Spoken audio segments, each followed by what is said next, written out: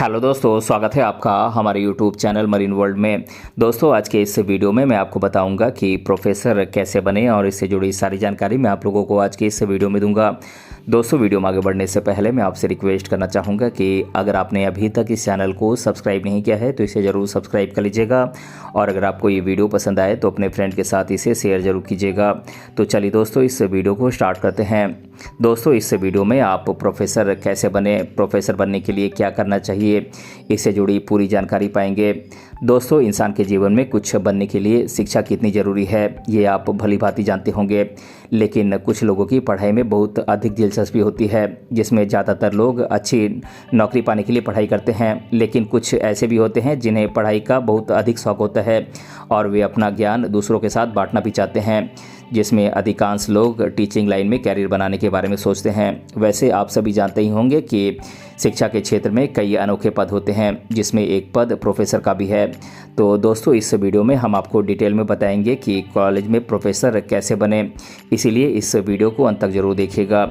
दोस्तों, अगर आप कॉलेज प्रोफेसर बनना चाहते हैं तो आपको कोई भी मास्टर डिग्री या पोस्ट ग्रेजुएशन करने के बाद नेट की एग्ज़ाम देनी होगी, क्योंकि ये एक नेशनल लेवल की एंट्रेंस एग्ज़ाम है जो काफ़ी कठिन होती है। इसमें क्वालिफाई करने के लिए आपको कड़ी मेहनत करने की ज़रूरत होती है। यदि आप इस नेशनल लेवल की एंट्रेंस एग्ज़ाम को पास कर लेते हैं तो आप असिस्टेंट प्रोफेसर बन सकते हैं। दोस्तों, इसमें नेट एग्ज़ाम के अलावा कई अन्य स्टेट लेवल की एग्ज़ाम्स भी होती हैं, जिसे क्वालिफाई करके आप प्रोफेसर बन सकते हैं। दोस्तों, इस नेट एग्ज़ाम का बेनिफिट ये है कि आप भारत भर में किसी भी कॉलेज या यूनिवर्सिटी में प्रोफेसर के रूप में जॉब कर सकते हैं। लेकिन स्टेट लेवल की एग्ज़ाम के माध्यम से आप उसी राज्य के कॉलेज या यूनिवर्सिटी में प्रोफेसर बन सकते हैं। सबसे पहले आपको इसमें असिस्टेंट प्रोफेसर का पोस्ट दिया जाता है, उसके बाद ही आपको आपके एक्सपीरियंस के रूप में प्रोफेसर बनाया जाता है। इसीलिए प्रोफेसर को हिंदी में किसी सब्जेक्ट का ज्ञाता कहा जाता है। तो आइए अब हम जानते हैं कि प्रोफेसर बनने के लिए क्या क्या क्वालिफ़िकेशंस होती हैं और एज लिमिट कितनी होती है। दोस्तों, अगर आप प्रोफेसर बनना चाहते हैं तो आपके पास ज़रूरी एजुकेशनल क्वालिफ़िकेशन होनी चाहिए। तो आइए अब हम जानते हैं कि प्रोफेसर बनने के लिए क्या क्या योग्यताएं होती हैं। दोस्तों, प्रोफेसर बनने के लिए सबसे पहले आपको 12वीं के बाद अच्छे मार्क्स के साथ ग्रेजुएशन पूरा करना होगा। दोस्तों, ग्रेजुएशन पास करने के बाद आपको पोस्ट ग्रेजुएशन पूरा करना होगा।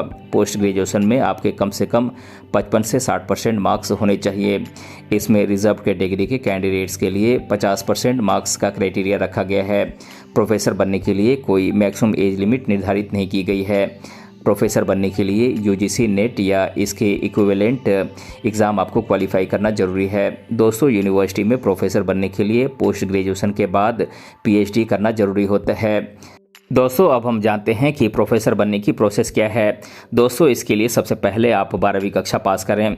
दोस्तों, अगर आप अपने जीवन में कुछ अच्छा बनना चाहते हैं तो आपको सबसे पहले 12वीं कक्षा पास करनी होगी, तभी आप आगे की पढ़ाई पूरी कर पाएंगे। इसीलिए आपको 12वीं कक्षा में अपना मनचाहा सब्जेक्ट चुनकर उसकी पढ़ाई करनी होगी और अच्छे मार्क्स के साथ 12वीं कक्षा पास करनी होगी, तभी आप आगे ग्रेजुएशन पूरा कर पाएंगे। दोस्तों, जैसे ही आप 12वीं कक्षा पास करते हैं आपको ग्रेजुएशन में एंट्री लेना है, एडमिशन लेना है। ग्रेजुएशन में एडमिशन के दौरान आपको अपनी पसंद का सब्जेक्ट चुनना होता है, ताकि आप आगे भी इसी सब्जेक्ट की स्टडी जारी रख सकें, क्योंकि अगर आपने प्रोफेसर बनने का फैसला कर लिया है तो आपको स्ट्रीम नहीं बदलनी चाहिए, क्योंकि सिंगल स्ट्रीम पर आपकी पकड़ मजबूत होती है, जो प्रोफेसर बनने के लिए सबसे ज़रूरी है। इसीलिए आपको ग्रेजुएशन अच्छे मार्क्स के साथ पास करना चाहिए, ताकि आप आगे पोस्ट ग्रेजुएशन पूरा कर सकें। दोस्तों, ग्रेजुएशन की पढ़ाई पूरी करने के बाद आपको पोस्ट ग्रेजुएशन पूरा करना होगा, जिसमें आपको अपने मनचाहे सब्जेक्ट का सिलेक्शन करना है, जैसा कि मैंने आप लोगों को पहले बताया है। दोस्तों, मनचाहा सब्जेक्ट चुनने के बाद आप उसकी स्टडी शुरू करें, क्योंकि प्रोफेसर बनने के लिए आप जो भी एग्ज़ाम देंगे उसमें उस सब्जेक्ट पर बेस्ड क्वेश्चंस पूछे जाएंगे। इसीलिए आपको मेहनत और लगन से उस सब्जेक्ट की स्टडी करनी होगी। और ध्यान रहे कि प्रोफेसर बनने के लिए पोस्ट ग्रेजुएशन में कम से कम आपके 55 से 60% मार्क्स होने चाहिए।